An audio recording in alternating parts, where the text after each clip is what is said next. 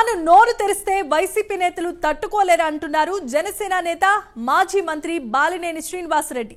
Adani group నుంచి మాజీ ముఖ్యమంత్రి జగన్ కు ముడుపులు అందాయన్న వివాదంలో సంచలనమైన వ్యాఖ్యలు చేసి వైసీపీకే షాక్ ఇచ్చిన బాలినేని తనను గెలికితే మరిన్ని నిజాలు చెప్పాల్సి వస్తుందని వార్నింగ్ కూడా ఇచ్చారు.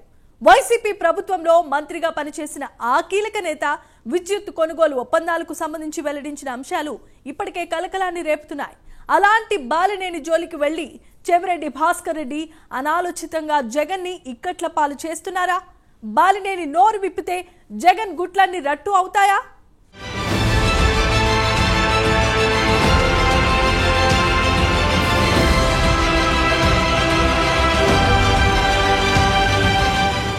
జనసేన నేత మాజీ మంత్రి బాలినేని శ్రీనివాసరెడ్డిపై వైసీపీ నేత మాజీ ఎమ్మెల్యే చెవిరెడ్డి భాస్కర్ రెడ్డి సంచలన ఆరోపణలు చేశారు. సోలార్ విద్యుత్ ఒప్పందాలు ఫైల్పై బాలినేని సంతకం పెట్టారని చెవిరెడ్డి పేర్కొన్నారు.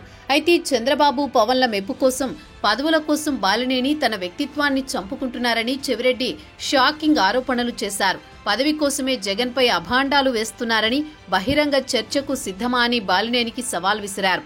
ఈ క్రమంలో చెవిరెడ్డి వ్యాఖ్యలపై బాలినేని శ్రీనివాసరెడ్డి రియాక్ట్ అయి అదానీ వ్యవహారంలో అసలేం జరిగిందో బయటపెట్టి కలకలం రేపారు.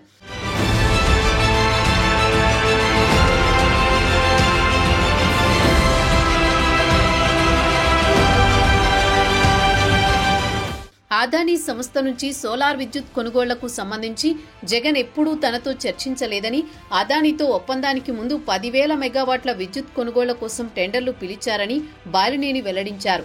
అదానీ వచ్చి జగన్ ను కలిశాక ఆ టెండర్లను రద్దు చేశారన్నారు బాలినేని. FBI రిపోర్టులో పేర్కొన్న ఫారిన్ అఫీషియల్ ఎవరో తెలియాలంటూ పరోక్షంగా జగన్ ని టార్గెట్ చేశారు. రిపోర్టులో పేర్కొన్న హైలీ ర్యాంకింగ్ ఫారిన్ అఫీషియల్ వ్యక్తి తాను కాదని స్పష్టం చేశారు. అదానీ నుంచి విద్యుత్ కొనుగోలు చేసే ఒప్పందాన్ని కేబినెట్ ఆమోదించిందన్నారు.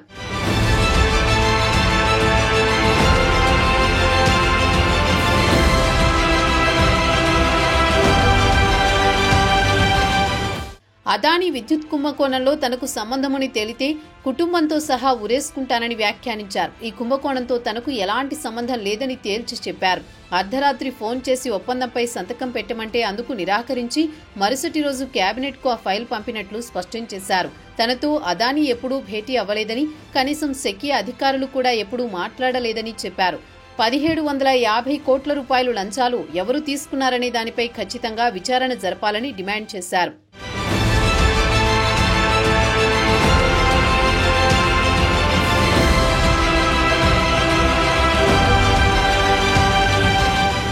చెవిరెడ్డి తనపై చేసిన ఆరోపణలను నిరూపిస్తే తాను ఆత్మహత్య చేసుకుంటానని బాలినేని సంచలన వ్యాఖ్యలు చేశారు. గట్టిగా మాట్లాడితే వైసీపీ నుంచి ఎందుకు బయటకు వెళ్లాల్సి వచ్చిందో మొత్తం చెబుతానని, ధైర్యం ఉంటే బహిరంగ చర్చకు రావాలని చెవిరెడ్డికి బాలినేని సవాల్ విసిరారు. రోజు జగన్ కాళ్ల మీద పడి భజన చేయలేదు కాబట్టి ఈరోజు వేరే పార్టీకి రావాల్సి వచ్చిందని బాలినేని పేర్కొన్నారు. చంద్రబాబును చెవిరెడ్డి తిడతారు కాబట్టి టికెట్ ఇచ్చారని, చెవిరెడ్డిలాగా ఎవరి మెప్పు కోసం తాను ఎప్పుడూ పనిచేయలేదని, విద్యుత్ ఒప్పందం గురించి చెవిరెడ్డికి ఏం తెలుసని బాలినేని ఫైర్ అయ్యారు.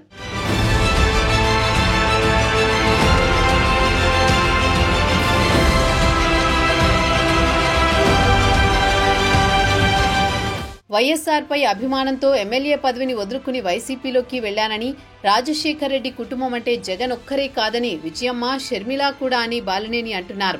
షర్మిల, విజయమ్మలపై సోషల్ మీడియాలో అసభ్యకరమైన పోస్టులు పెడితే వారు తన కుటుంబ సభ్యులు కానట్లు జగన్ పట్టించుకోలేదని బాలినేని విమర్శించారు. తిట్టిన వాళ్లకి టికెట్లు ఇస్తామన్న సంప్రదాయం ఎవరు కొనసాగిస్తున్నారో అందరికీ తెలుసని జగన్ ను టార్గెట్ చేశారు.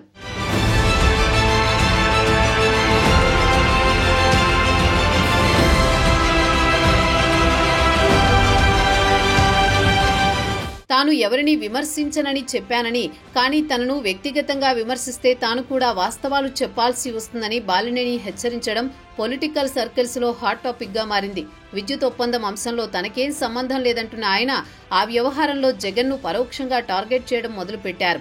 జగన్ కు బంధువైన ఆయన వైసీపీలో ఇమడలేకే బయటకొచ్చారు. అలాంటి ఆయన ఇప్పుడు తాను నోరు తెరిస్తే వైసీపీ నేతలు తట్టుకోలేరంటున్నారు. తనను గెలికితే నిజాలు చెప్పాల్సి వస్తుందని వార్నింగ్ ఇస్తున్నారు. ఆ క్రమంలో ఆయన ఓపెన్ అయితే వైసీపీలో ఎవరి గుట్టు రట్టవుతుందో అనేది చర్చనీయాంశంగా మారింది.